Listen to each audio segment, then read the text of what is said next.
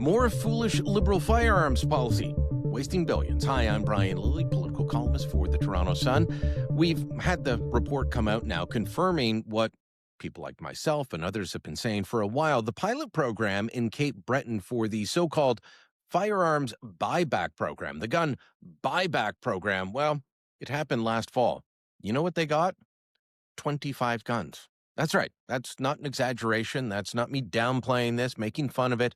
The government put it in their own news release. They got 25 guns. And the same people that told me months ago when the federal government would not confirm they only collected 25 guns are telling me that 12 came from one source.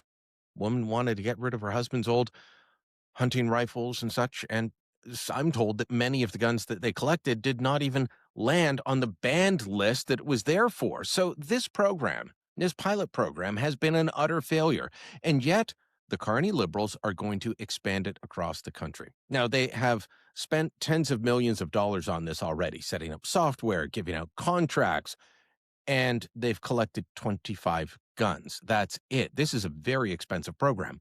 They've allotted $742 million for this, and it seems like it's destined to fail.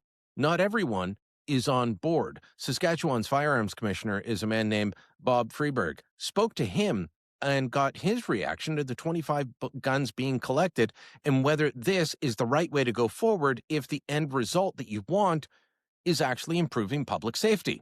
Well, I agree, and I mean, I guess if when you look at the percentages of compliance, and if they are happy with that, I wonder how CRA would feel if only like 11% of people in a pilot program paid their taxes. I mean, it would be a failure, and they would certainly be looking at trying to improve it. So, again, the government of Saskatchewan, Brian, we fully support initiatives that are aimed at reducing the criminal use of illegal firearms and preventing gang violence and stopping the smuggling of guns. But honestly, targeting licensed, vetted, law-abiding firearms owners while ignoring all of these other issues or underfunding them, it just doesn't seem to work. And one of the things that we've been doing in our office is spending our time in building a ballistics lab and working on education programs and partnerships with Indigenous and Métis partners to ensure compliance and training and do all of the good things and expanding on the good things that we've already saw that have been working and not focusing on buying back guns from people that haven't created an issue. I love that. Yeah. I mean, if the government could only collect 11% of taxes, would they consider that a success? I mean, this is what we're dealing with, but they are beholden to this. They are wedded to this. Why?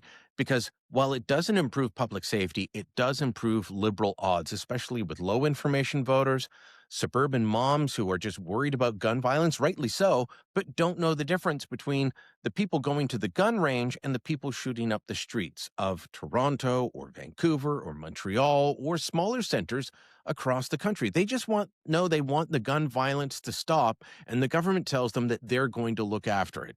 Well, of course, this doesn't happen. So we've got issues like we've seen in Toronto. I was writing about this the other day. The 28-year-old out on parole on firearms convictions. He is subject to a gun ban. And what does he do?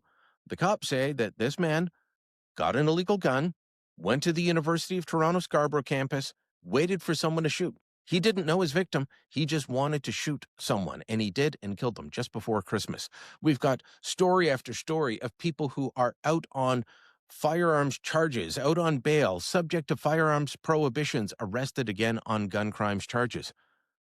These are the people we should be paying attention to, not the law-abiding gun owners who, for the past 5.5 years, have been keeping their guns in their basement safe without any crime happening, and now they're being told to turn them in. Freberg told me that there's an awful lot of people in his jurisdiction in Saskatchewan hesitant because of a couple of reasons. One, will they be compensated? And two, a lot of people don't even know that the guns have been added to the list, and now the gun they bought years ago is illegal. I think a lot of firearms owners either are leery that they're not going to get paid because they've seen what the federal government has committed. I think it's somewhere around $750 or $770 million. But it's becoming very apparent that the majority of that's probably going to go into administrative costs with very little left over to actually pay people. So I think there's some hesitancy by some to register themselves for a buyback that they may never see any money. And then this, of course, the other side of it is they don't know how they're going to turn these firearms in. And then in Saskatchewan, one of the prevalent things we've been hearing is a lot of folks don't even realize that the gun that they bought legally maybe 20 years ago is actually even on the list. The Carney Liberals should be walking away from this program right now. They should not be standing by this one more day, and yet they won't. Not because it will improve public safety, but because they want to use it as a wedge issue. These guns that people have in their gun safes right now that used to be legal and are now illegal, well, they've got a pass to hold on to them for now.